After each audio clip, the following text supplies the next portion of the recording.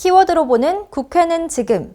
두 번째로 살펴볼 키워드는 하소연입니다. 민주당 원내대표의 연설에 이어 하루 뒤인 21일, 미래통합당의 주호영 원내대표가 국회 교섭단체 연설에 나섰습니다. 주 원내대표는 문재인 정권을 향해 도덕적으로 파탄난 전체주의 정권이라며 비판했는데요. 21대 국회 출범 이후 여당이 법사위, 예결위 등 주요 상임위를 포함해 18개의 상임위를 다 가져간 사태와 20대 국회 당시 공수처법과 관련해 여당에서 유일하게 반대표를 던진 금태섭 전 의원을 징계한 사례를 예로 들었습니다.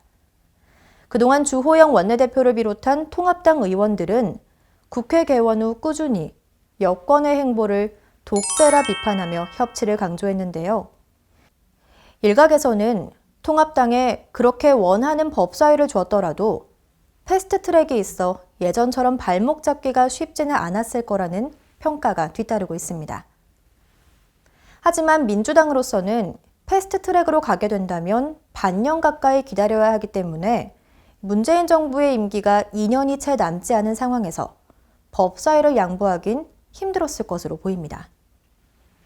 양당의 원내대표는 극적으로 합의하면서 국회를 개원했는데요. 주호영 원내대표가 교섭단체 연설에서 어떤 말을 했는지 들어보겠습니다. 미래통합당 주호영 원내대표입니다. 국회의 존재 이유는 행정부 권력을 감시하고 견제하는 것입니다. 그런데 언제부터인가 우리 국회가 대통령 권력을 추종하는 것을 넘어서 옹호하기에 급급한 실정입니다.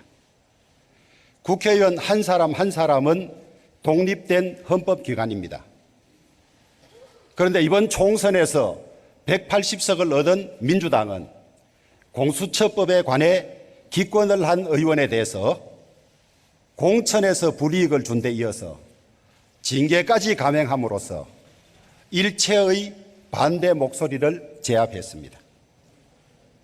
법사위원장을 포함한 전 상임위원장을 석권한 상태에서 일사불란하게 일하는 국회를 강조함으로써 이제는 의회 독재 고속도로를 개통하려고 합니다.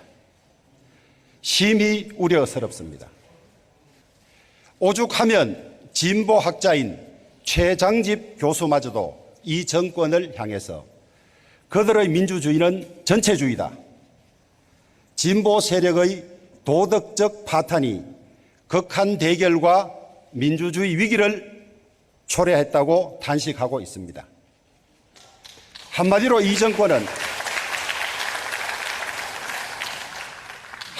이 정권은 도덕적으로 파탄난 전체주의 정권이라는 것입니다. 이런 상황 하에서도 대통령과 민주당의 김태년 원내대표는 기회 있을 때마다 협치를 강조하고 있으니 국민들은 혼란스러울 따름입니다.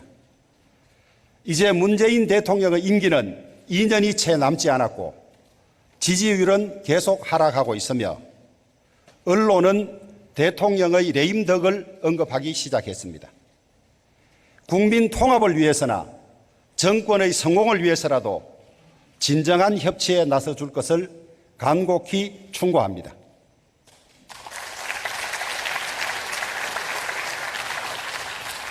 그럼에도 불구하고 만약 민주당이 입으로는 협치를 외치면서 일방 독주를 강행한다면 103석인 저희 미래통합당 힘만으로는 끝내 막아낼 수는 없습니다. 우이독경 막무가내인 문재인 민주당 정권의 폭정을 막아낼 힘은 결국 국민들밖에 없습니다. 국민 한 분 한 분이 독재 정권의 심각성을 깊이 인식하고 함께 맞서 주셔야 합니다. 주 원내대표는 또 고 박원순 전 시장과 관련된 발언도 했는데요. 국회 차원의 조사와 함께 최근 청와대와 여권이 피해 여성을 두고 피해 호소인이라는 명칭을 사용한 것에 비판의 목소리를 높였습니다.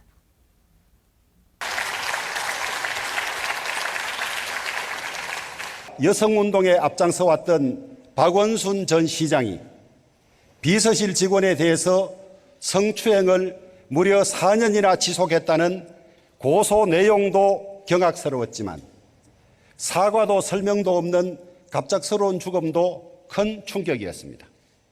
더 놀라운 것은 이 정권과 여당의 태도입니다.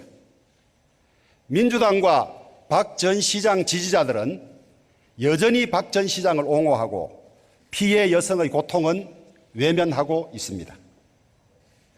그들은 엄연한 피해자를 놓고도 피해 호소인이라는 의도 담긴 호칭으로 불러왔습니다.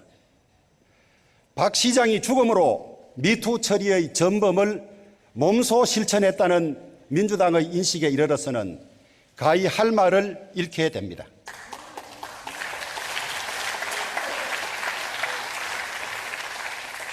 미투에 이르러서도 편을 가르고 진영을 가르고 있습니다. 피해자의 고통을 외면하면서 2차 가해를 서슴지 않고 있습니다. 김태년 원내대표께서는 피해자 보호와 진상규명 대책 마련을 위해서 노력하겠다고 하셨습니다. 국회 차원의 진상규명과 재발 방지 대책을 위한 특위 구성을 제안합니다.